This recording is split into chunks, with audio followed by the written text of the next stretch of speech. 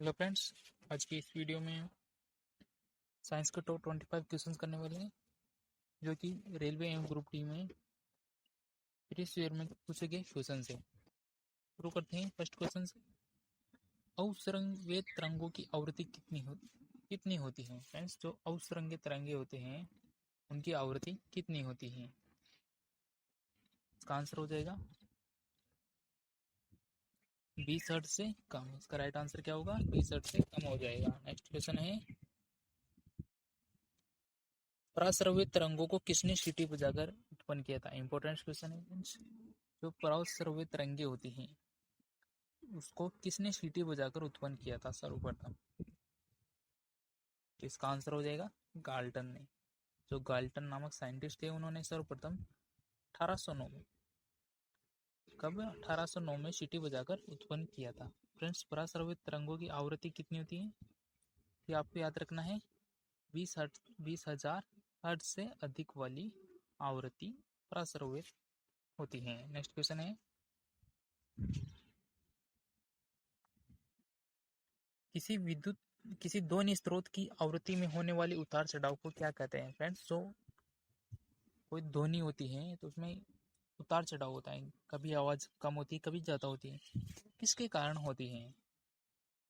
इसका आंसर हो जाएगा डोपलर प्रभाव। जो डोपलर प्रभाव होता है इसके कारण ध्वनि में उतार चढ़ाव होता रहता है। नेक्स्ट क्वेश्चन की ओर बढ़ते हैं। परमाणु के नाभिक में उपस्थित होते हैं। फ्रेंड्स, जो परमाणु का नाभिक होता है उसमें क्या उपस्थित होते हैं?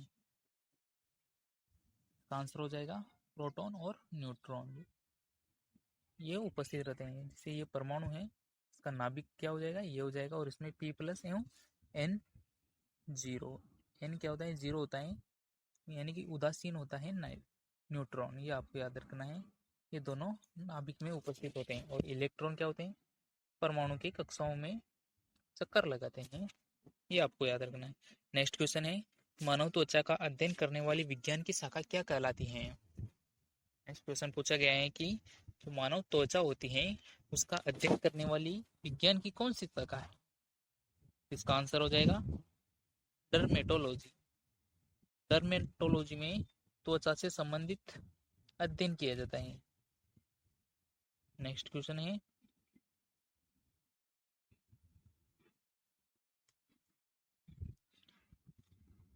निम्न में से कौन सी दूरी की इकाई है? इंपॉर्टेंट क्वेश्चन है ये।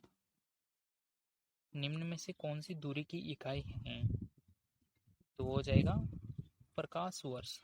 जो प्रकाश वर्ष है ये दूरी की इकाई है, ये आपको याद रखना है। नेक्स्ट क्वेश्चन की ओर बढ़ते हैं। गुरुत्वीय त्वरण का मान अधिकतम कहाँ पर होगा? इंपॉर्टेंट से क्वेश्चन है ये भी।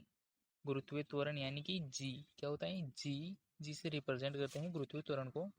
इसका मान अधिकतम कहाँ पर होगा? तो वो होगा पृथ्वी के ध्रुवों पर। पृथ्वी के ध्रुव हैं, उत्तरी ध्रुव और दक्षिणी ध्रुव, यहाँ पर गुरुत्वीय त्वरण का मान अधिकतम होता है। नेक्स्ट क्वेश्चन है, प्रकाश की अधिकतम गति किस माध्यम में होती है? फ्रेंड्स, जो प्रकाश होता है उसकी गति कौन से माध्यम में सर्वाधिक होती है? इसका आंसर हो जाएगा ऑप्शन नंबर 4, यानी कि निर्वात। निर्वात में प्रकाश की गति सर्वाधिक होती है। नेक्स्ट क्वेश्चन है, इंद्रधनुष बनने का प्रमुख कारण क्या है? फ्रेंड्स, आप जानते होंगे कि बारिश के दिनों में इंद्रधनुष बनता है आसमान में। उसका बनने का कारण क्या है? इसका आंसर हो जाएगा प्रकाश का वर्ण विक्षेपण होना। जो प्रकाश है उसके कलर होते हैं उनका विक्षेपण होना, अलग अलग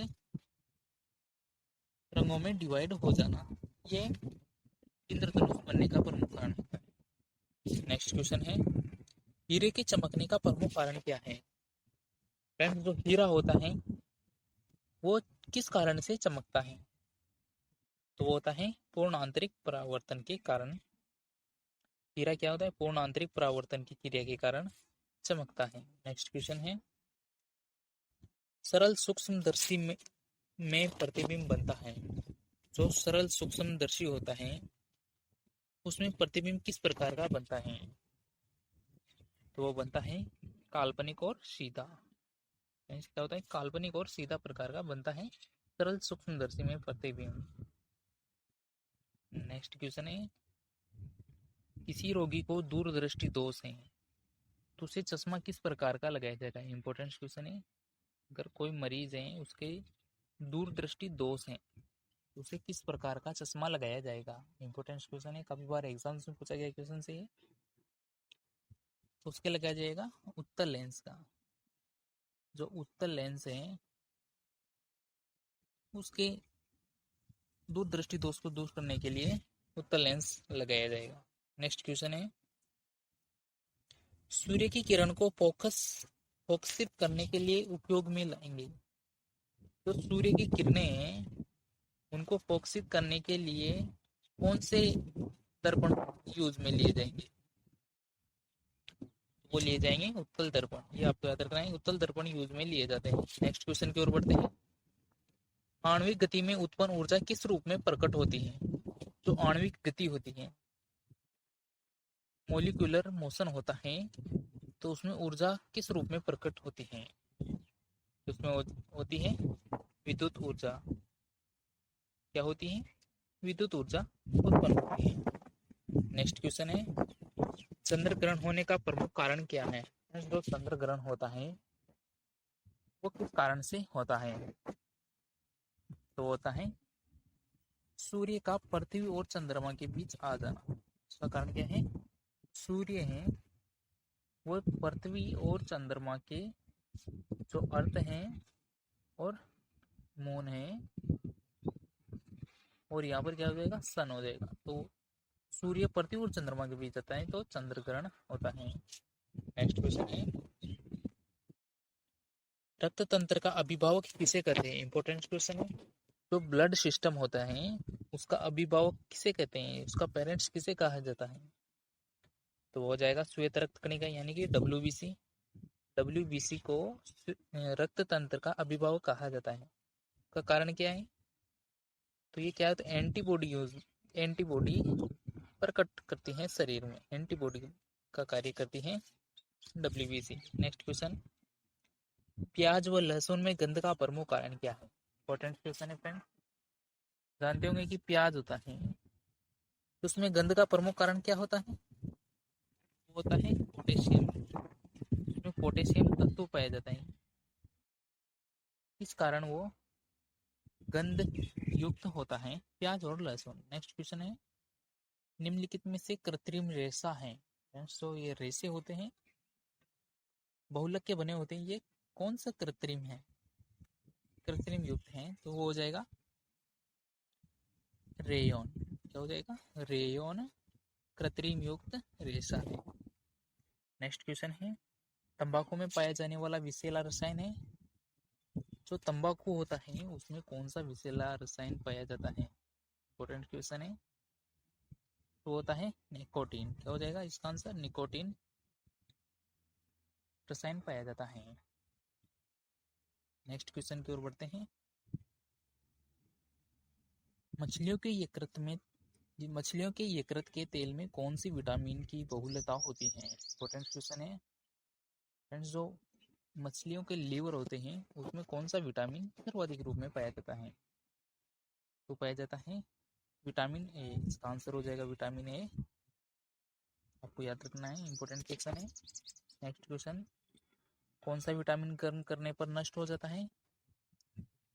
फ्रेंड्स वो कौन सा विटामिन है जिसको गर्म करने पर वह नष्ट हो जाता है।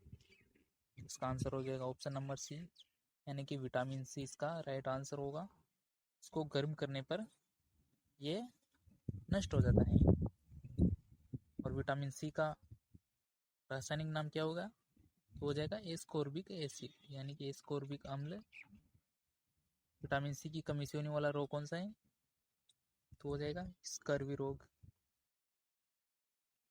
नेक्स्ट क्वेश्चन है, विटामिन डी की कमी से होने वाला रोग कौन सा है। इंपॉर्टेंट क्वेश्चन है फ्रेंड्स।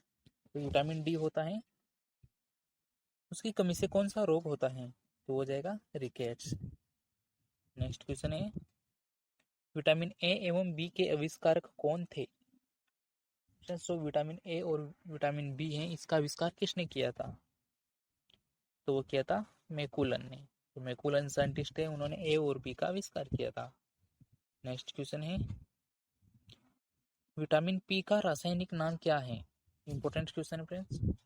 तो विटामिन पी है उसका रासायनिक नाम क्या है। तो वो हो जाएगा हेस्पेरिडीन। क्या हो जाएगा? हेस्पेरिडीन इसका राइट आंसर हो जाएगा। उसका रासायनिक नाम क्या होगा? हेस्पेरिडीन हो जाएगा। नेक्स्ट क्वेश्चन की ओर बढ़ते हैं। नेक्स्ट एंड लास्ट क्वेश्चन है सुंदरता का विटामिन किसे कहा जाता है। इंपॉर्टेंट क्वेश्चन है, काफी बार एग्जाम में पूछा गया क्वेश्चन है, वेरी इंपॉर्टेंट है। सुंदरता का विटामिन, ब्यूटी विटामिन किसे कहते हैं। तो इसका आंसर हो जाएगा विटामिन ई। तो विटामिन ई है उसको सुंदरता का विटामिन कहा जाता है। फ्रेंड्स ये थे टॉप 25 क्वेश्चंस जो आने वाले एग्जाम्स के लिए काफ़ी ज़्यादा इंपॉर्टेंट रहने वाले। फ्रेंड्स आपसे रिक्वेस्ट है कि वीडियो को ज़रूर सब्सक्राइब कीजिए और चैनल पर नए आइए तो चैनल को सब्सक्राइब करके बेल आइकॉन को प्रेस कीजिए।